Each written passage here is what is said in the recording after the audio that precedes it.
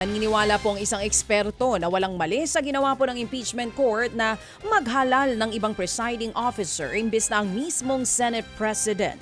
Matatanda ang tinutulan po ng magkapatid na sina Senator Alan Peter Cayetano at Pia Cayetano ang pagkakahalal kay Senator Chis Escudero bilang President Officer sa trial. Pero ayon sa constitutional law expert na si Attorney Domingo Cayosa, tama ang argumento ni Senator Kiko Pangilinan na wala naman sa konstitusyon ang nakasaad na Senate President lamang ang pupwedeng mag-preside sa impeachment trial ng Vice Presidente. Sa ilalim po ng ating saligang batas, tanging Chief Justice lamang ang pupwedeng mag-preside kapag impeachment ng Presidente.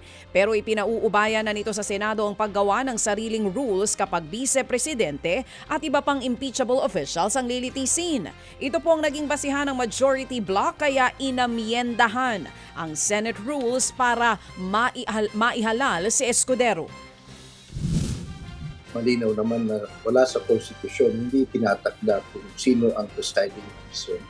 Ang malinaw sa konstitusyon, binibigyan ng saligang batas ang Kongreso na gumawa ng sariling rules of procedure pagdating sa impeachment. At yan hindi naman pwedeng pakialaman ng Supreme Court. So malinaw yan. Yan nga po ang tinig ni Attorney Domingo Cayosa, dati pong presidente ng Integrated Bar of the Philippines. Samantala, naniniwala naman po si Baguio City Mayor Benjamin Magalong na isa siya dating House Speaker Martin Romualdez sa mga dapat noon pa nakasuhan kaugnay po sa maanumalyang flood control projects. Ayon kay Magalong, isa si Romualdez sa malalaking isda na dapat nakasuhan dahil marami itong nalalaman kaugnay po sa naturang anomalya. Tiwala naman si dating Mayor Magalong kay Ombudsman Boying Remulla na ginagawa nito ang lahat para tugisin ang lahat ng dapat managot sa issue. Pag napila na ng kaso yan, hopefully sasabihin na niya lahat ng alam niya tungkol dito sa mga nangyaring anomalya. Kasama na rin yan si Saldico, yan si Garjola, kasama rin yan. Congressman Dong Gonzales, napakarami niya. Tapos Jojo, mga favored kwanto, yung mga congressman, karamihan nga ho dito, mga party list. Yan nga po ang tinig ni Baguio City Mayor Benjamin Magalong. Samantala, grave misconduct at gross neglect of duty ang mga naging basehan ng ombudsman sa pagsibak po sa serbisyo kay dating Senate Surgeon at Arms, retired Major General Mau Aplasca. Kaugnay po ito ng nangyaring barilan sa Senado noong Mayo 13, noong araw na matunog po ang umano'y pag-aresto kay Senator Ronald Bato de la Rosa. Paliwanag po ng ombudsman, hindi naman kailangan ng warning shot na pinakawalan po ni Aplasca laban sa NBI agents. Nagdulot daw ito ng panik at peligro sa lahat ng nasa Senado noong araw na yun. Magugunitang noong nagbarilan sa Senado ay nasa loob din si De La Rosa.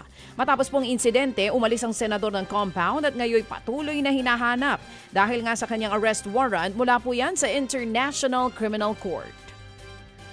Binatikos naman po ng Pilipinas ang ginawang ballistic missile test ng China sa Pacific Ocean.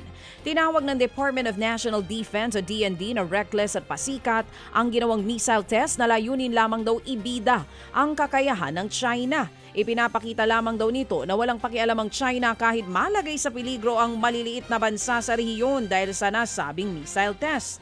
Ayon pa kay Defense Secretary Gibo Chodoro, walang lehitimong rason ng China para gawin ang missile test sa Pacific Ocean na nagpapalala lamang daw sa tensyon sa rehiyon at nakasisira sa kalikasan.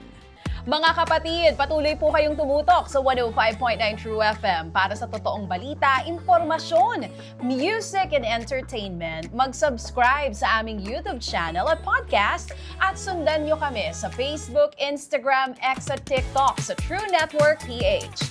Bisitahin din po ang aming official website, truefm.ph. At panoorin din kami sa True TV Signal, Channel 19. Kami po ang 105.9 True FM. Laging true sa'yo, kapatid.